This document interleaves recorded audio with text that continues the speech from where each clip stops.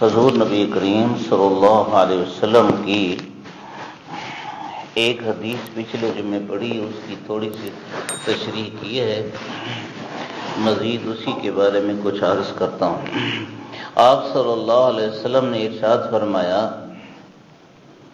من یضمن لی ما بین لحییہ وما بین فخذیہ اضمن لہ الجنہ، جو شخص دو چیزوں کی مجھے ضمانت دے دے میں اس کا جنت کا ضامن بنتا ہوں۔ ایک چیز زبان کی ضمانت دے دے کہ اس کو گناہ میں، اللہ کی نافرمانی میں، دوسروں کو تکلیف پہنچانے میں نہ استعمال کرے۔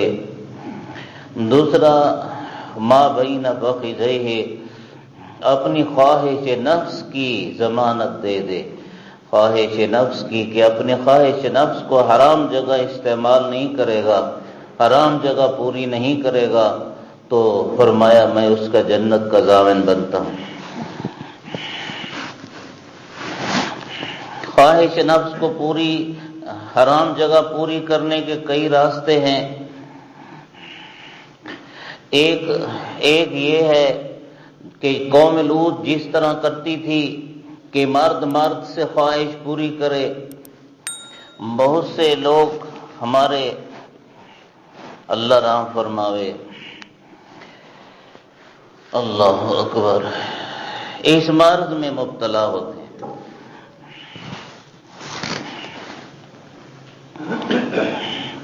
یہ ایسی مرض ہے کہ اگر آگے جس لڑکے کے ساتھ برا فعل کیے جائے وہ پیسے لے کر گناہ کروانے پر راضی ہو جائے اور آگے نہ بتائے تو ایسا فعل کرنے والا پھر اس کا عادی بن جاتا ہے۔ ایسا فعل کرنے والا پھر اس فعل کا، گندے کام کا عادی بن جاتا ہے۔ اور یہ ایسا کام ہے کہ جس کام میں اگر ظاہر نہ ہو جائے تو بدنامی اتنی نہیں، اس لیے کئی بزرگ شکل بھی اس میں مبتلا ہو جاتے ہیں، اللہ معاف کرے جی۔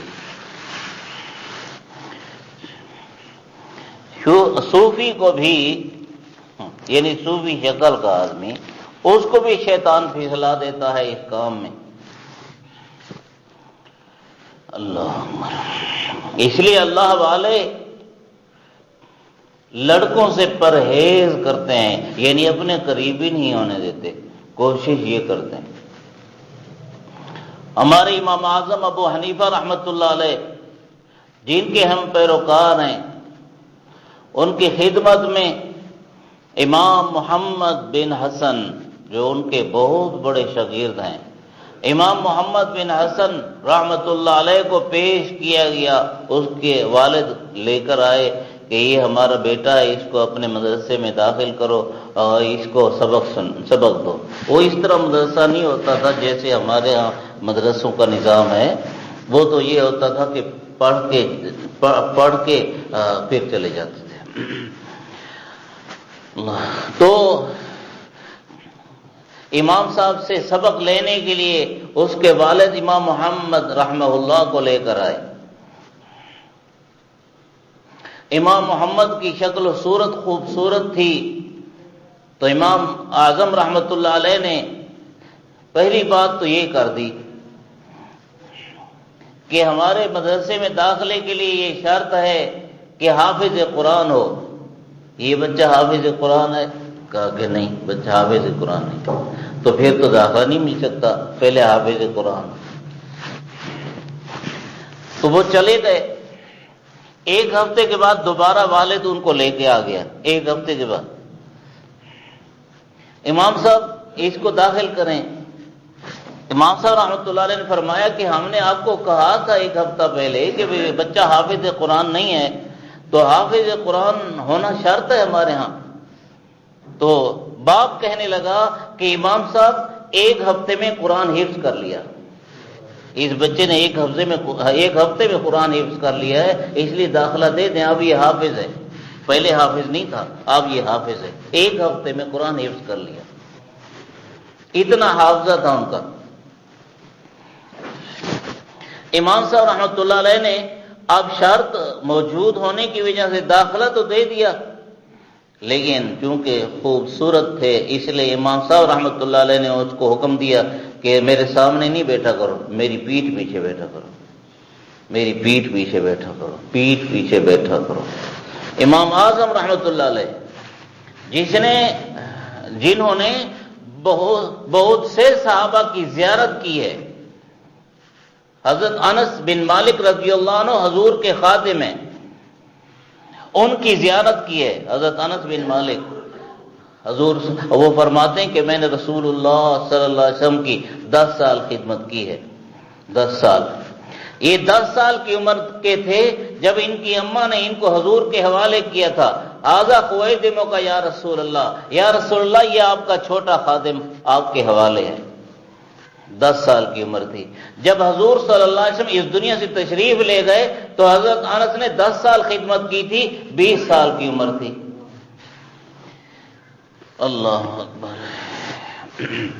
تو حضرت انس رضی اللہ عنہ ان کی حضرت امام اعظم رحمۃ اللہ علیہ نے زیارت کی ہے، ان سے ملاقات کی ہے۔ امام اعظم رحمۃ اللہ علیہ تابعی ہیں۔ یہ بھی حدیث سنا دوں، یاد آ گیا، آپ صلی اللہ علیہ وسلم نے فرمایا لا تمس النار مسلما رآنی اور رآ من رآنی اور رآ من رآ من رآنی، فرمایا اس بندے کو جہنم کی آگ نہ لگے گی، اس مسلمان کو جہنم کی آگ نہ لگے گی جس نے میری زیارت کی، یعنی صحابہ، اور اس کو بھی جہنم کی آگ نہ لگے گی جس نے میرے صحابی کی زیارت کی، اور فرمایا اس کو بھی جہنم کی آگ نہ لگے گی جس نے میرے صحابی کی زیارت کرنے والے کی زیارت کی۔ تو امام اعظم رحمۃ اللہ علیہ ایسے سعادت مندوں میں سے ہیں جنہوں نے صحابہ کرام کی زیارت کی ہے۔ حضرت ابو الطفیل عامر بن واصلہ رضی اللہ عنہ اور دوسرے اتنے بڑے امام جن کے مسائل ایک مستقل فقہ بن گئی۔ ملک پاکستان میں اس فقہ کی کتابیں ہیں، مفتیان کرام ان کتابوں کو سامنے رکھ کے مسائل بتاتے ہیں،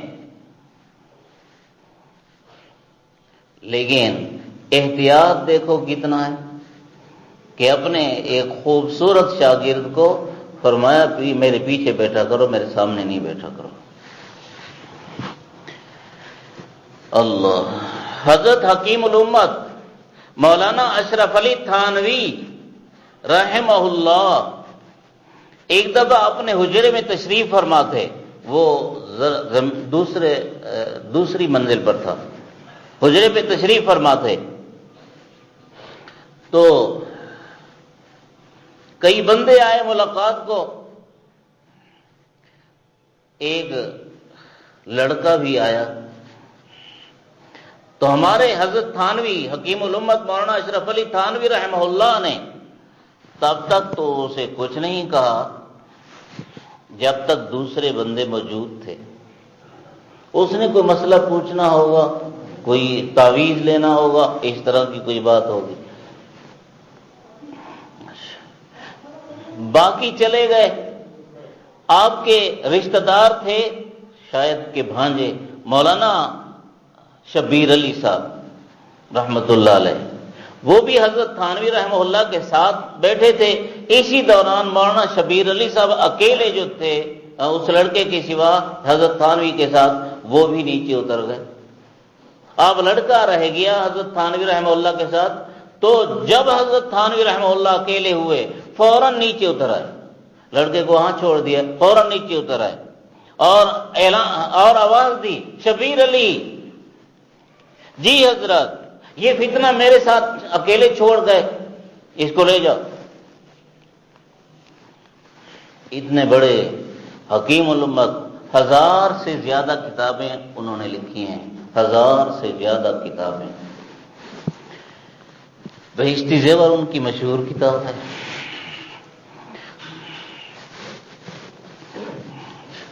ایک امام کا میں نے قول پڑھا ہے عربی کی کتاب میں، وہ فرماتے ہیں عورت کے ساتھ ایک شیطان ہوتا ہے اور بےریش حسین خوبصورت لڑکے کے ساتھ 10 سے اوپر شیطان ہوتے ہیں، 10 سے اوپر شیطان ہوتے ہیں خوبصورت لڑکے کے ساتھ 10 سے اوپر شیطان ہوتے ہیں۔ اب 10 سے اوپر شیطان اس کے ساتھ ہوں تو جو صوفی یا غیر صوفی ایسے لڑکے کے ساتھ ہوگا تو اس کا نتیجہ کیا ہوگا؟ پھر 10 شیطان مل کے اس کو تو گرا دیں گے۔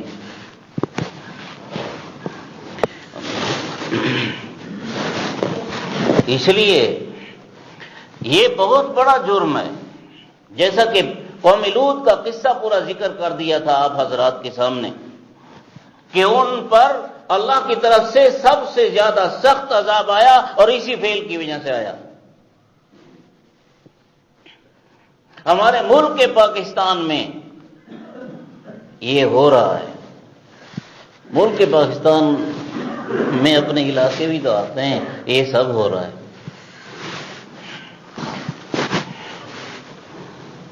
آدمی کس چیز پر مر رہا ہے؟ پاخانے کے مقام پر مر رہا ہے، پاخانے کے مقام پر مر رہا ہے۔ اتنی فطرت خراب ہو گئی اور عقل اتنی الٹی ہو گئی کہ آدمی کو سوچ بھی نہیں آتی۔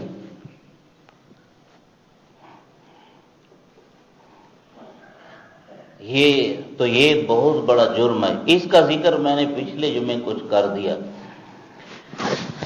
اللہ اکبر۔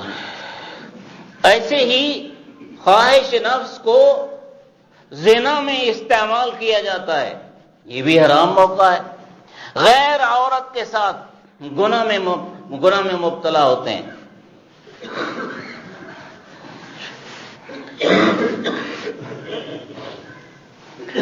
اللہ تعالی نے قرآن پاک میں ہمیں فرمایا لا تقربوا الزنا، اس لفظ کا معنی ہے زنا کے قریب بھی نہ جاؤ۔ یہاں یہ نہیں فرمایا لا تزنو، زنا نہیں کرو، یہ فرمایا لا تقربوا الزنا، زنا کے قریب بھی نہ جاؤ۔ یعنی وہ ان اسباب میں بھی نہ پڑو جو اسباب زنا تک لے جاتے ہیں، ان اسباب میں نہ پڑو جو اسباب زنا تک لے جاتے ہیں۔ کون سے اسباب زنا تک لے جاتے ہیں؟ وہ ایک حدیث پاک میں حضور صلی اللہ علیہ وسلم نے تفصیل بیان فرمائی، العینان تزنیان وزناہما النظر، فرمایا آنکھیں زنا کرتی ہیں، ان آنکھوں کا زنا دیکھنا ہے۔ یعنی آنکھ کو پاک رکھو، آنکھ کو پاک رکھو، اس کے نتائج وہاں تک پہنچ سکتے ہیں، اس کے نتائج وہاں تک پہنچ سکتے ہیں۔ جب مرد عورت کو دیکھے گا، لڑکی کو دیکھے گا اور لڑکی مرد کو دیکھے گی تو نتائج وہاں تک پہنچ سکتے ہیں۔ اس لیے اللہ تعالیٰ نے قرآن پاک میں فرمایا قل للمؤمنین یغضوا من ابصارہم، مسلمان مردوں کو فرماؤ کہ اپنی نگاہیں نیچی کر لیا کریں جب حرام سامنے آئے، وَيَحْفَظُوا فُرُوجَهُمْ، اور اپنی شرمگاہوں کی حفاظت کیا کریں۔ پہلے فرمایا نگاہیں نیچی کیا کریں، پھر فرمایا اپنی شرمگاہوں کی حفاظت کیا کریں۔ یہ دونوں کا تعلق ہے آپس میں۔ نگاہ محفوظ ہوگی تو شرمگاہ محفوظ ہوگی، نگاہ محفوظ نہ ہوگی تو ایک دن وہاں تک پہنچ جائے گا کہ شرمگاہ محفوظ نہیں ہو۔ یہ تو مردوں کو حکم دیا، عورتوں کو بھی مستقل حکم دیا، وَقُلِ الْمُؤْمِنَاتِ يَغْضُضْنَ مِنْ أَبْصَارِهِنَّ وَيَحْفَظْنَ فُرُوجَهُنَّ، مومنہ عورتوں کو بھی فرما دو اپنی نگاہیں نیچی کر لیا کریں، غیر مرد پر اپنی نگاہ نہ ڈالا کریں اور اپنی پاک دامنی کی حفاظت کیا کریں۔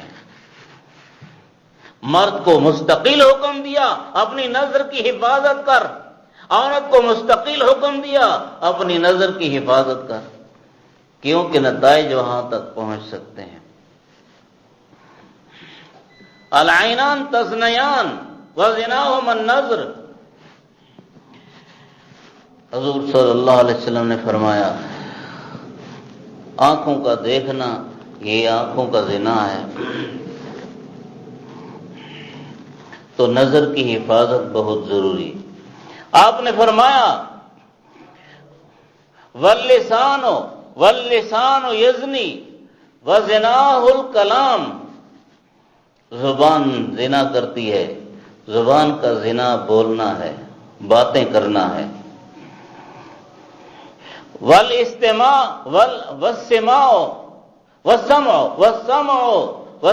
یزنی وزناہ الاستماع، کان زنا کرتے ہیں، کانوں کا زنا سننا ہے۔ والید تزنی وزناہ البطش، ہاتھ زنا کرتا ہے، ہاتھ کا زنا پکڑنا ہے۔ والرجل تزنی وزناہ المشی وزناہ المشی، پاؤں زنا کرتے ہیں، پاؤں کا زنا چل کے جانا ہے۔ یہ اسباب ہیں، ان اسباب کو رسول اللہ نے فرمایا نہ اختیار کرو۔ آنکھ کو محفوظ کرو، زبان کو محفوظ کرو، کان کو محفوظ کرو، ہاتھوں پاؤں کو محفوظ کرو۔ جب گناہ کے خیالوں سے ان ساری چیزوں کو، سارے اعضاء کو محفوظ کرو گے تو بڑے گناہ تک نہیں پہنچو گے، بڑے گناہ تک۔ یہ مطلب ہے آیت کا، لا تقربوا الزنا، گناہ کے قریب بھی نہ جاؤ، یعنی وہ اسباب بھی نہ اختیار کرو جن اسباب سے گناہ تک پہنچ جاؤ۔ غیر محرموں کو دیکھنا حرام ہے، غیر محرموں کی باتیں لذت لیتے ہوئے بغیر کسی مجبوری اور ضرورت کے سننا حرام ہے، اور غیر محرموں کے ساتھ بغیر کسی مجبوری کے زبان سے باتیں کرنا حرام ہے، اور غیر محرموں کے ساتھ ہاتھ ملانا حرام ہے۔ یہ سارے اعضاء کا حضور نے فرمایا نا، اس لیے بتا رہا ہوں آپ کو، یہ سب حرام ہے، اس لیے کہ یہ حرام تک لے جانے والا ہے، حرام تک لے جانے والا ہے۔ اللہ اکبر۔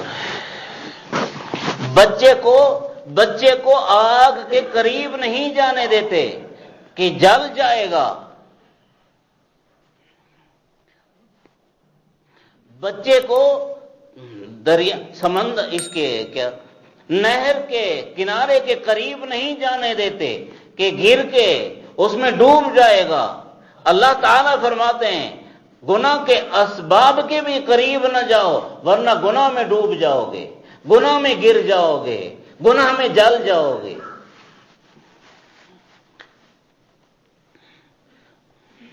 حضور نبی پاک صلی اللہ علیہ وسلم کی ایک حدیث ہے، آپ نے ارشاد فرمایا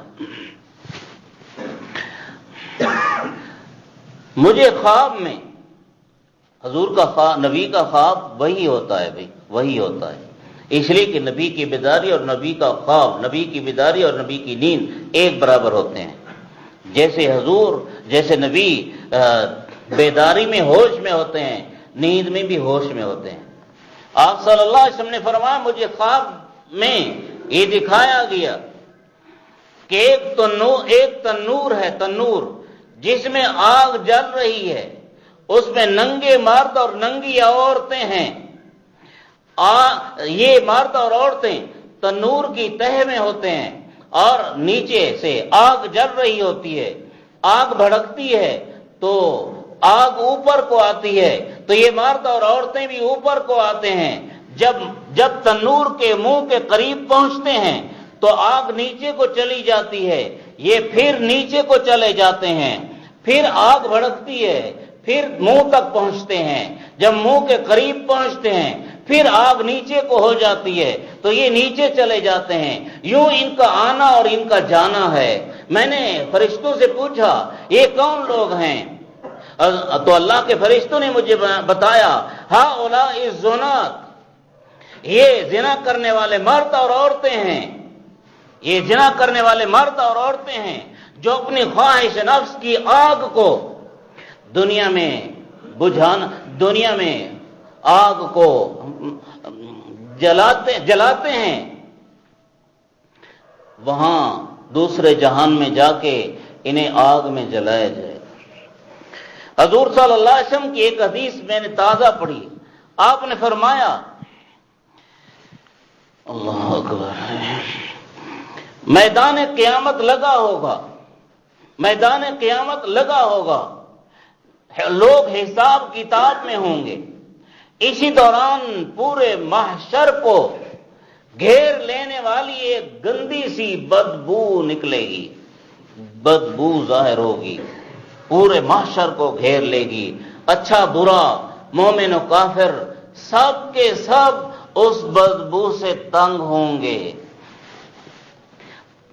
معلوم کریں گے یہ بدبو کیوں آئی ہے، کہاں سے آئی ہے، تو بتایا جائے گا یہ زناکار مردوں اور عورتوں کے جسموں سے اٹھی ہے، گناہ کرنے والے مردوں اور عورتوں کے جسموں سے اٹھی ہے۔ یہ ایسی بیماری ہے، اللہ کی قسم کسی بھی دین میں اس کی اجازت نہیں ہے، وہ دین کفر بھی کیوں نہ ہو اس کی اجازت نہیں ہے۔ اللہ تعالیٰ تو انسان کو اشرف المخلوقات بنا کر پھر عزت دینا چاہتے ہیں، اور یہ گھٹیا قسم کے کام کرتا ہے۔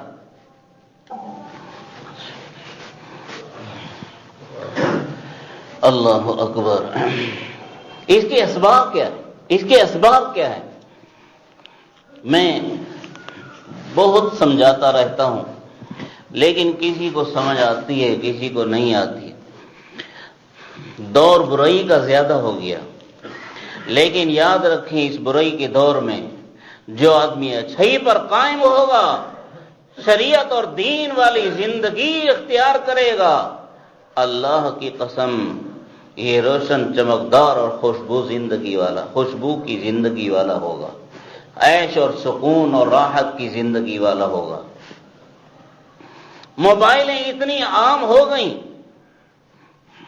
کہ مرد نے بھی موبائل رکھ لی ہے اور عورت نے بھی۔ جو دنیا دار قسم کے لوگ ہیں انہوں نے اپنی لڑکیوں کو بھی موبائلیں پکڑوا دی۔ لڑکی کا صرف موبائل رکھنا جرم نہیں ہے، لیکن آپ نے اسے بڑی موبائل پکڑوا دی، بڑی موبائل جس میں واٹس ایپ بھی ہے اور جس میں انٹرنیٹ بھی ہے، سارا کچھ ہے، جو سارا گند اس میں سے دیکھیں وہ دیکھ سکتی ہیں۔ جب عورت کمزور عقل کی ذات وہ موبائل میں خدا نخواستہ گندگی دیکھے گی تو خود اس کے جذبات نہ ابھریں گے کیا؟ اس کے جذبات نہ ابھریں گے کیا؟ اور پھر اس کا نتیجہ کیا نکلے گا؟ وہ چاہے گی کہ کہیں میں اپنی خواہش کو پورا کروں، اور پھر وہ باہر نکلے گی۔ اور یہ تو حضور صلی اللہ علیہ وسلم نے ارشاد فرمایا، المرأۃ عورۃ، عورت عورت ہے۔ بتایا آپ کو عورت کا معنی کیا ہوتا ہے؟ یہ ہمارا گھٹنے سے لے کر ناک تک کا جو حصہ ہے، اس حصے کو عورت کہتے ہیں، اس حصے کو۔ تو عورت کا معنی کیا ہوتا ہے؟ چھپانے کی چیز۔ جو آدمی یہاں سے لے کر یہاں تک کے حصے کو ننگا کر دے تو اسے بولتے ہیں بڑا بے حیا ہے، بڑا بے شرم ہے۔ عورت کا سارا وجود سر سے لے کر پاؤں تک حضور نے فرمایا یہ سارا اس عورت کی طرح ہے۔ جیسے اس کو ننگا کرنا بے شرمی اور بے حیائی ہے، ایسے عورت کو ننگا کرنا اور کھلے عام لانا اور اس کو بے پردہ کرنا یہ بھی بے شرمی اور بے حیائی ہے۔ خود وہ عورت بے حیا ہو گئی اگر اپنی مرضی کرتی ہے، اور اگر اس کی ماں یا اس کا باپ اس کو کہتا ہے کہ بغیر پردے کے تو چل، تو یہ ماں اور باپ بھی بے غیرت ہیں اور بے حیا ہیں اور بے شرم ہیں۔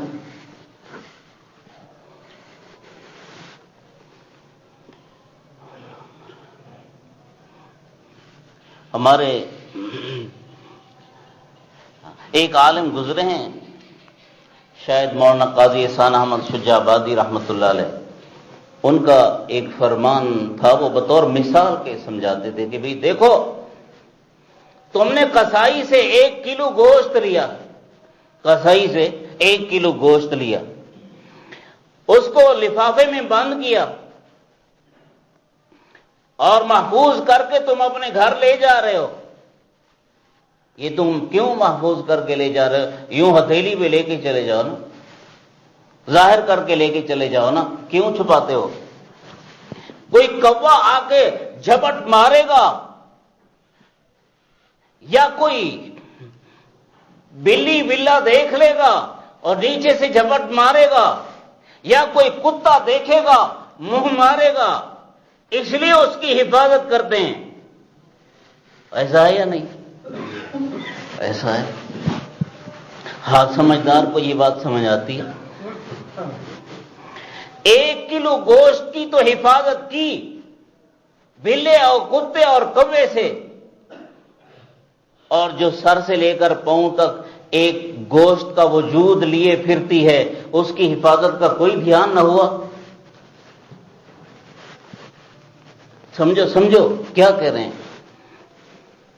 عورت ذات سر سے لے کر پاؤں تک ایک گوشت ہے، اس کا وجود، 1 کلو گوشت کی تو حفاظت کی، اور یہ کئی کلو گوشت کی حفاظت کا دھیان نہیں ہے کہ اسے بھی کوئی کوے اٹھا لے جائیں گے، اسے بھی کوئی کتے پکڑیں گے، اس پہ بھی کوئی بلے جھپٹیں گے، خیال نہیں ہے؟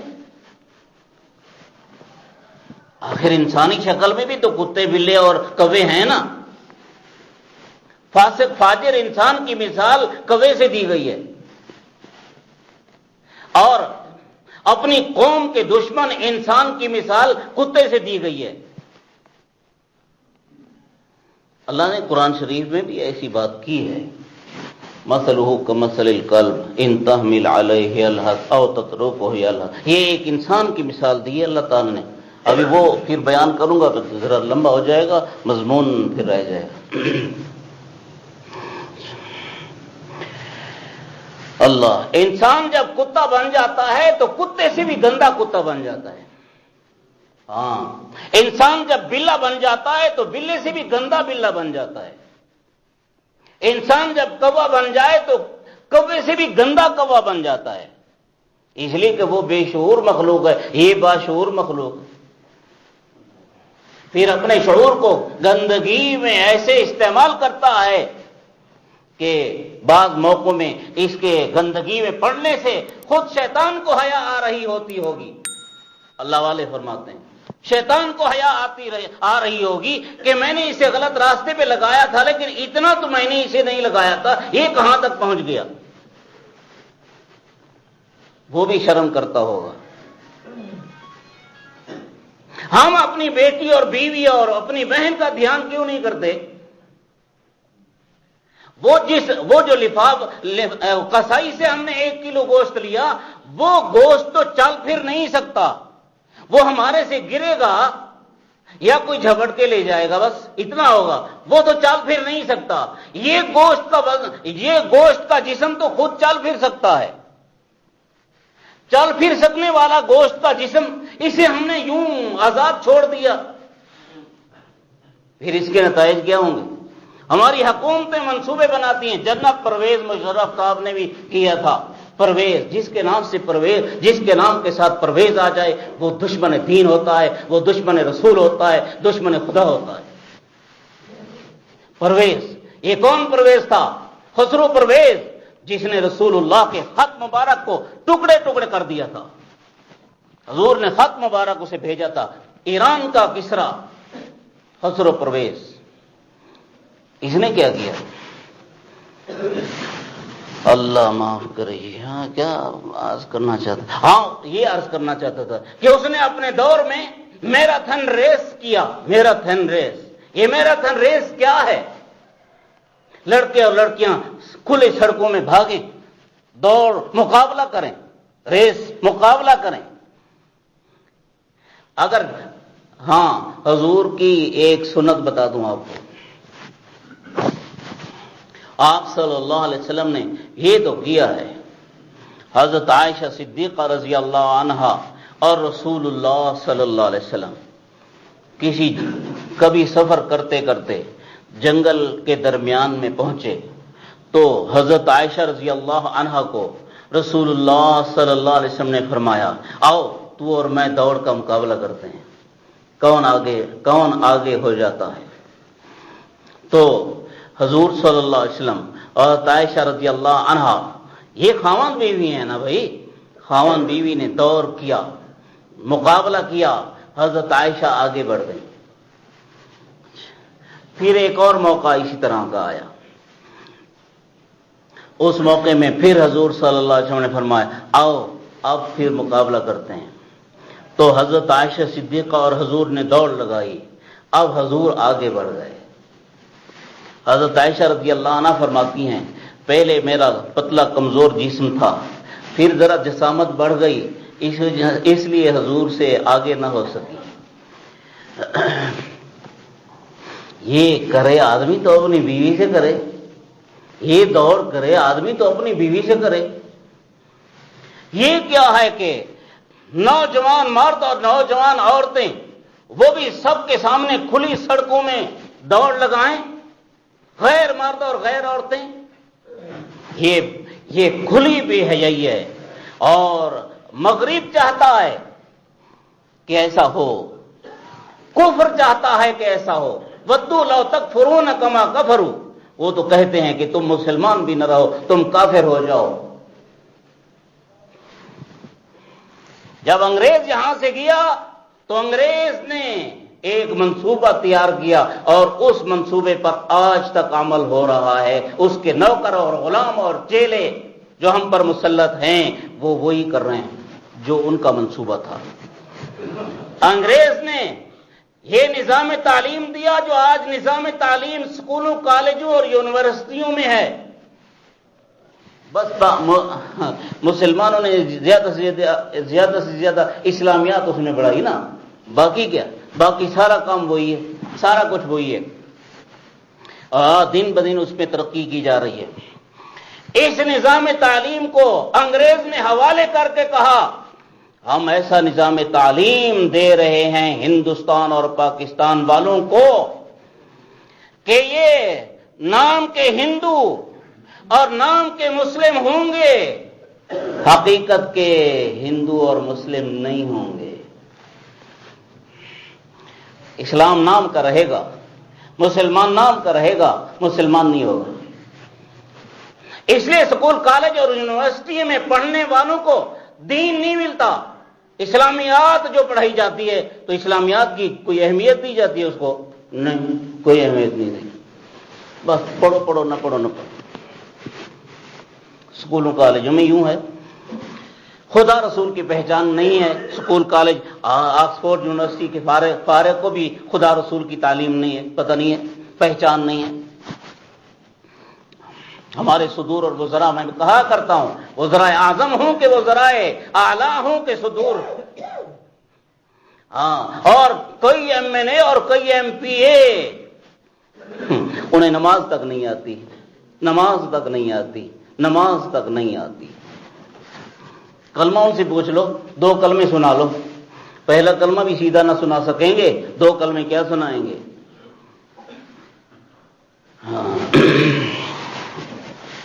جی اللہ رحم کرے۔ بھئی ہمارے ایک بہت غریب ساتھی ہیں جی، ایسے اجتماعی چندہ کریں گے اس کے لیے؟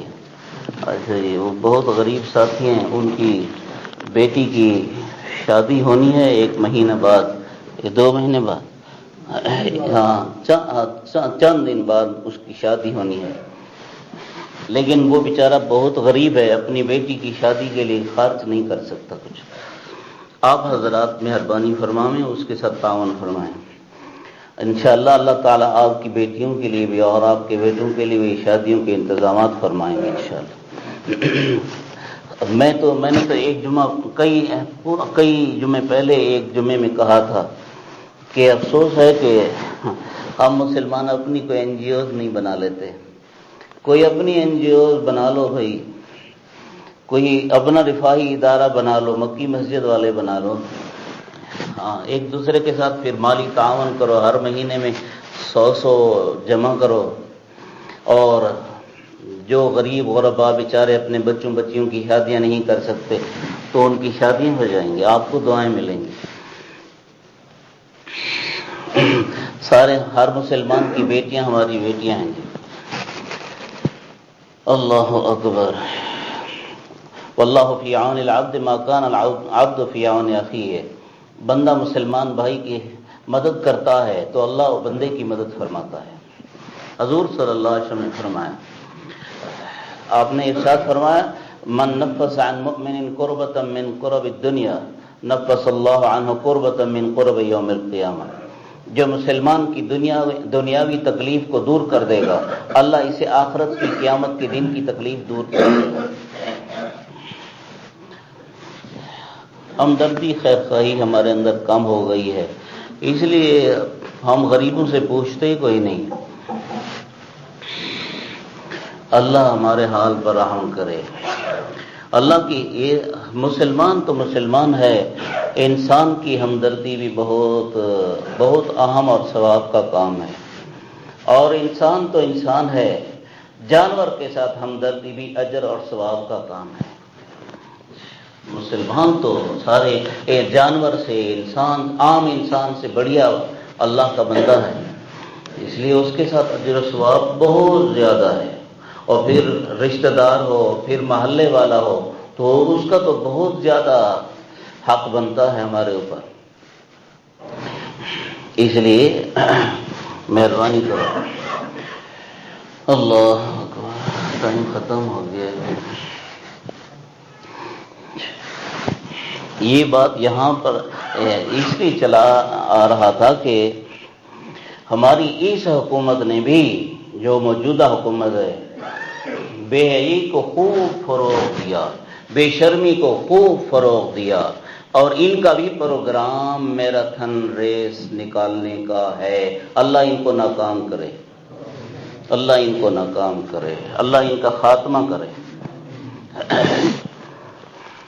بھئی جو دین والا ہو اللہ کی قسم ہم اس کے خیر خواہ بنیں گے، جو دین والا نہ ہو، بے دین اور بد دین اور بد عمل اور بد کردار ہو، انصاف کہہ کر نا انصافی کے کام کرے، اپنی قوم سے تو پوچھتے نہیں۔ مولویوں کو کہا تھا کہ ہم تمہاری تنخواہیں جاری کر رہے ہیں، مولویوں کو کہا تھا۔ یہ جو غریب غرب عوام ہیں ان کا کیا حال ہے، ان سے کبھی پوچھا تم نے؟ اسکول کالج کی ڈگریاں لیے پھرتے ہیں کئی لوگ، ان بیچاروں سے کبھی پوچھا تم نے؟ مولوی کی فکر کرتے ہیں، ہم مولویوں کی فکر نہیں کرو۔ ہاں، یہ ہمیں تم حرام کی رشوت دینا چاہتے ہو تاکہ مولوی تمہارے خلاف بولنے والا نہ ہو جائے، تمہارا نوکر اور غلام اور خادم ہو، خرید کردہ غلام۔ انشاءاللہ زندہ ہیں جب تک انشاءاللہ ہم ایسوں کی غلامی نہیں کریں گے، جب تک زندہ ہیں ایسوں کی غلامی ہم نہیں کریں گے۔ اور اگر ہمارے ملک پاکستان میں بھی کوئی رجب طیب اردگان پیدا ہو جائے، کوئی ملا عمر امیر المومنین ملا عمر رحمۃ اللہ علیہ پیدا ہو جائے تو ہم ان کی جوتیوں کو اپنے سر کا تاج بنائیں گے۔ کچھ کر کے تو دکھاؤ نا۔ دین کے خیر خواہ جو نہیں ہیں وہ دنیا کے خیر خواہ نہیں ہو سکتے، اللہ کی قسم۔ جو اپنی بیوی کو نہیں سنبھال سکتا وہ مجھے آپ کو کیسے سنبھال سکتا ہے؟ بیوی کو نہیں سنبھال سکتا، یہ بیوی کو سنبھال سکتا ہے؟ ایک کو طلاق دی، دوسری عدت میں لے لی، دوسری عدت میں لے لی۔ عدت میں تو نکاح ہوتا ہی کوئی نہیں، یہ بشرا کا نکاح نہیں ہے۔ میرا مسئلہ نہیں ہے بھائی، میں نہیں مسئلہ دیتا، شریعت کا مسئلہ ہے، بشرا کا نکاح نہیں ہے۔ عدت میں نکاح کدھر سے ہوتا ہے؟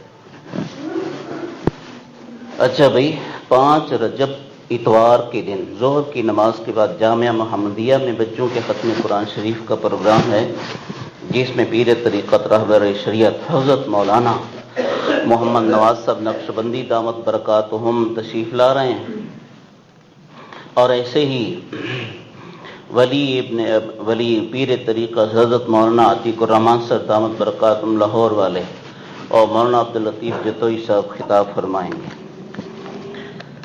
نماز ظہر ٹھیک 1 بجے ہوگی، اس کے بعد پروگرام شروع ہو جائے گا۔ نمبر 2،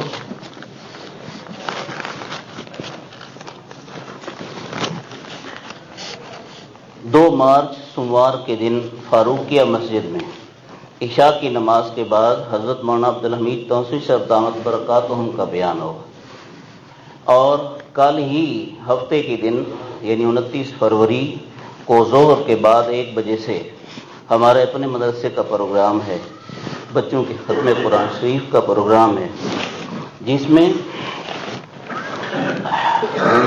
پیر طریقت راہبر شریعت حضرت مولانا عتیق الرحمان صاحب لاہور والے دامت برکاتہم تشریف لا رہے ہیں، جیسے کہ وہ پہلے بھی تشریف لاتے رہتے ہیں، اور اسی طرح حضرت مولانا احمد سعید صاحب لکی مروت سے تشریف لا رہے ہیں۔ یہ بہت بڑے، یہ بھی اللہ والے آدمی ہیں، پشتون ہیں جی، لیکن وہ اردو میں تقریر فرمائیں گے۔ اللہ تعالی ہم سب کو دین کی تڑپ، دین پر عمل کی توفیق نصیب فرمائے۔